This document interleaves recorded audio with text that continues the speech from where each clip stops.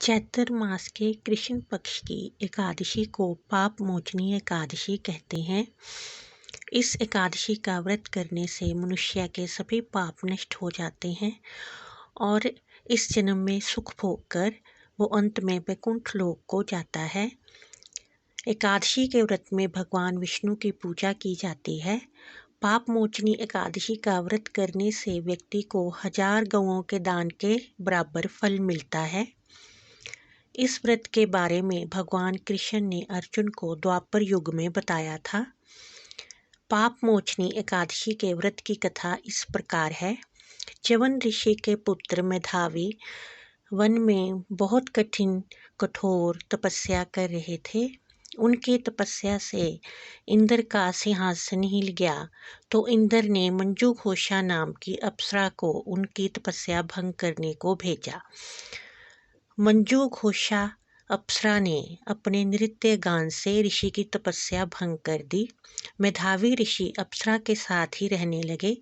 एक दिन अप्सरा ने कहा कि मैं अब स्वर्ग में वापस जाना चाहती हूँ। मैं तो इंद्र देवता के कहने पे ही आपकी तपस्या भंग करने आई थी। ये सुनकर ऋषि को बहुत ही क्रोध आया और ऋषि ने मंजूघोषा को पिशाचनी होने का श्राप दे दिया।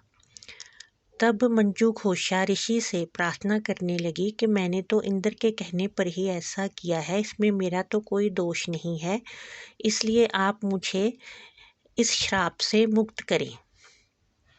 अप्सरा के बार बार प्रार्थना करने पर ऋषि को दया आ गई और उसने अप्सरा को कहा कि अगर तुम पाप मोचनी एकादशी का व्रत करोगी तो तुम इस श्राप से मुक्त हो जाओगी।